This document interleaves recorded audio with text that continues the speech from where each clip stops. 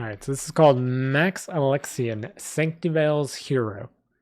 The angels that helped rebuild the world after the apocalyptic event known as the Stratus left Earth with one final gift, a castle called Immaculate, and the kingdom of Sanctiveil. To be the king of Sanctiveil was a great honor, but many believed being a knight in the Sanctiveil army was of similar stature. One might say that with that knowledge, that being the general of said army would be one of the highest honors bestowed to anyone living on the main continent, Chroma. Being the first new kingdom erected in the aftermath of the Stratus, Sanctiveil had seen many kings, many queens, and once an army seemed necessary, many generals. Despite the prestigious position and the caliber of people chosen for such a role, none of them could compare to Sanctiveil's current general, Max Alexian. Max grew up in Sanctiveil, the son of two farmers. He had zero interest in joining the Sanctiveil army. However, as Max grew up and made some friends in the town, those friends wanted to achieve the great honor of being a knight in the Sanctiveil army. Being the good friend and man that he was, Max would often help his friends train and practice for the trials they would face in order to get into the army. It was during these times that Max's friends began to notice his potential. Max had every intention of just growing up a farm boy and taking over the farm after his parents, but his friends pushed him to try out with them. At first, Max didn't think he was outperforming his friends, but once he realized he was doing better than them, he began to hold back. This was their dream, not his, he thought. His friends passed the test, and so did he, but he decided it best to not take the honor of joining the army. He thanked those judging the trials and bowed out, returning to his farm with his parents. The very next day, there was a knock at the door of the small farmhouse Max and his family lived in. Max went to answer it for his mother, and was shocked to see the king of Sanctiveil, King Pius Allegra. He was escorted by Sanctiveil knights, including those in charge of judging the trials. The king questioned why Max held back.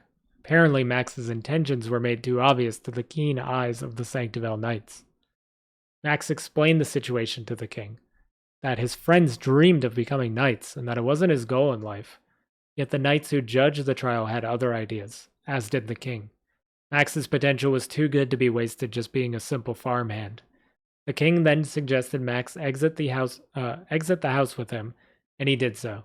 That is when he saw his friends standing outside as well. They explained to the knights that they had been training with Max daily, and his skills were far greater than what he displayed at the trial. The king suggested a re-evaluation of Max's talents, and the rest, as they say, is history. Max climbed the ranks of the Sanctiveil army in no time, far surpassing his friends, his own, and even the king's expectations. Soon he was given that prestigious title of general that everyone sought after. He would go on to be the greatest general Sanctiveil had ever seen, maybe even the greatest general Earth has ever seen, and his contributions to the future of this new Earth would be monumental. Alright, considering I haven't read that since I wrote it, I thought it was not too bad. Alright, this one, I don't know if this will ever see the light of day. I mean, outside of me reading it on a live stream in front of however many people we have in here. This one is Join the Onyx Army. So that is Lord Kazai's army. The Onyx Obsidian War approaches, and you currently stand as a neutral party. Will you choose Lord Kazai's Onyx army or King Ingvar's Obsidian army? In the east is Onyx, led by Lord Kazai, a righteous, honorable ruler. Lord Kazai intends to make Fenrir a better place by fortifying the beliefs of Fenins set in place during the time when the gods and goddesses roamed Fenrir. Everyone worshipped one of the four, be it the wolf, the witch, the elf, or the mermaid. Each one provided different values and rules for which to live out your life on Fenrir. Values and rules that Fenins feel are in jeopardy now that the gods and goddesses have gone missing. Lord Kazai looks to keep those values alive, while allowing Fenins to worship whatever they choose. While they continue to live their lives as they always have, Lord Kazai intends to better the future of Fenrir, not only improving agriculture and providing new ways to make a living, but also protecting Fenrir from any threats it faces in the future. Lord Kazai fears that King Ingvar and Obsidian may not be the last major challenge Fenins face, and he wants to be sure they are ready for anything. A war campaign of this nature needs the proper counsel. No mind in Onyx could be more prepared for war than Seldric.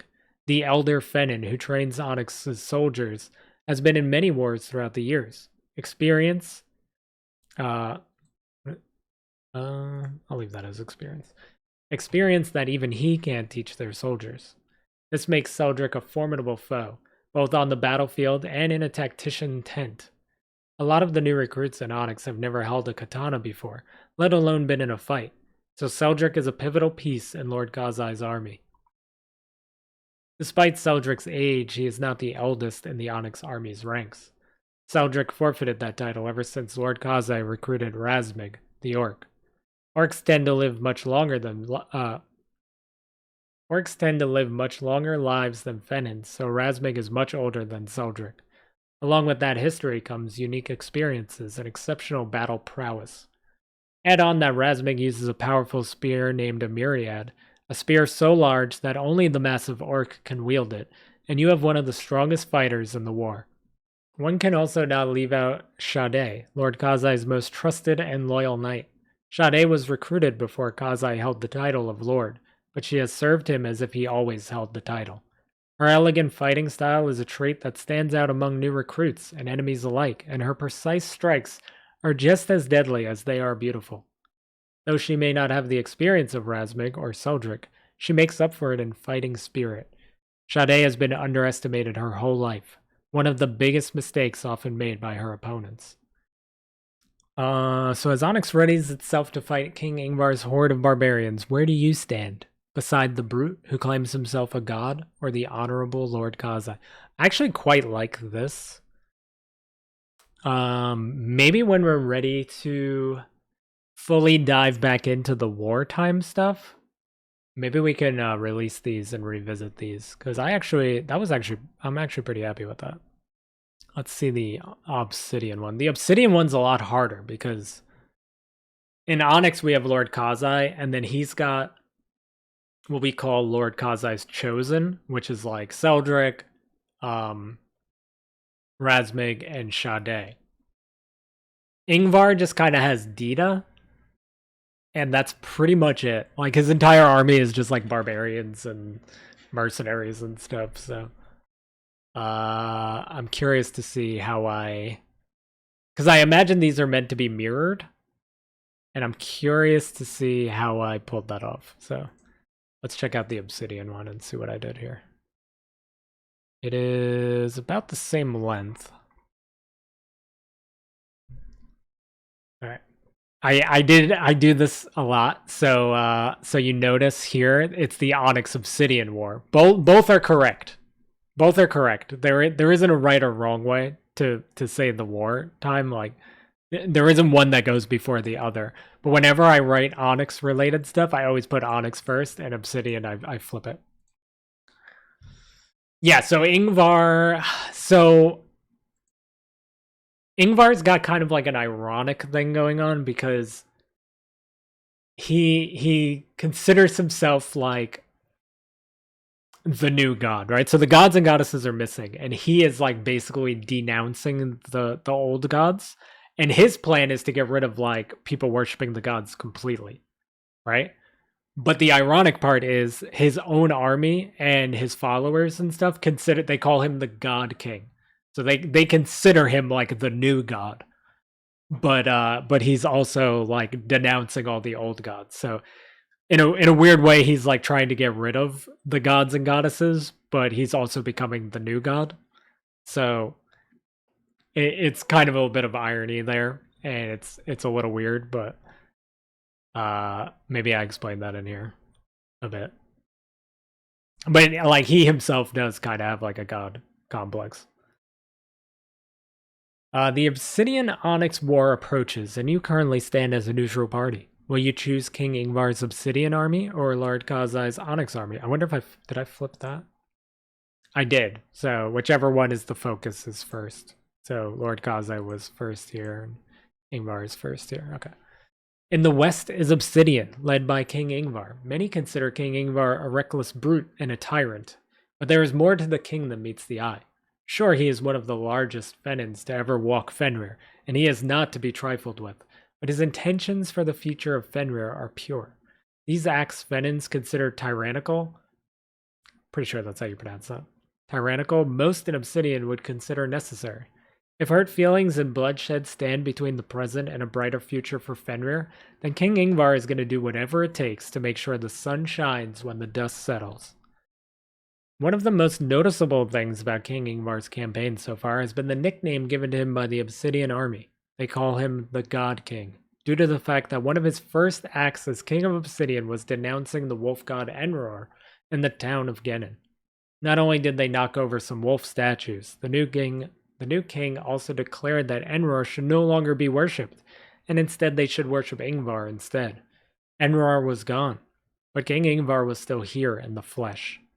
Thus, the God King's campaign revolves around a changing of the guard, so to speak. The gods and goddesses are gone now.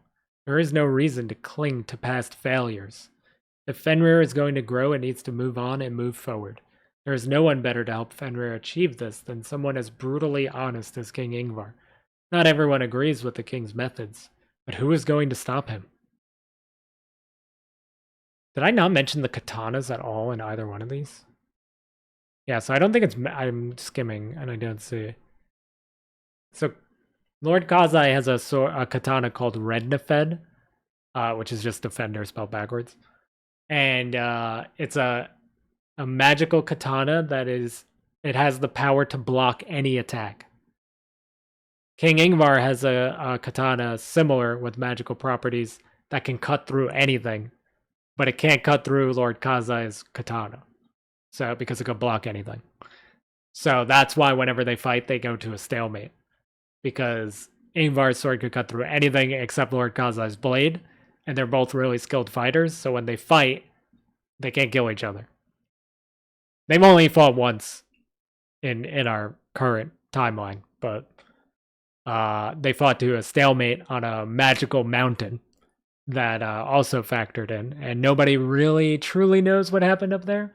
But I'm very surprised I kept the katanas out of these stories for some reason, because I mentioned them in almost like every story about them. Unlike Lord Kazai, King Ingvar does not have as strong of a council backing him up. Majority of the Fenins recruited to his army were savages and just as barbaric as he is. All but one, a Fenin woman named Dita. Dita was just a simple tailor before she met King Ingvar, but the king quickly took a liking to her, and Dita helped him realize that there was a lot more to this war than just battle. Once laying eyes upon the king, she had no doubt that he wasn't going to lose many fights. But would he be able to make the right tactical decisions to outsmart Lord Kazai? Unlikely. At least unlikely without her help. Dita was not a fighter, nor was she familiar with war, but she was intelligent. On top of that, she became Obsidian Army's recruiter, so where she lacked in knowledge, she could make up for it by placing the right Fenins in the right places. More importantly than all of that, if Obsidian wins the war, she would play a pivotal role in helping King Ingvar live up to his word to make Fenrir a better place. King Ingvar fought his whole life to get to where he is now, but he lacked compassion and a better understanding of the everyday life of your average Fenin, something that Dita knew a lot about since that was the life she knew before joining Obsidian. So as Obsidian readies itself to fight Lord Kazai and his chosen, where do you stand? Beside the honorable Fenin in the east? Or the god made flesh right here in Obsidian? I actually like these a lot. I need to use these at some point. I think we'll squeeze them in before we return to like the like actual war stuff when we're ready to go back to the like nitty-gritty of that. I think we'll use these as like teasers for those.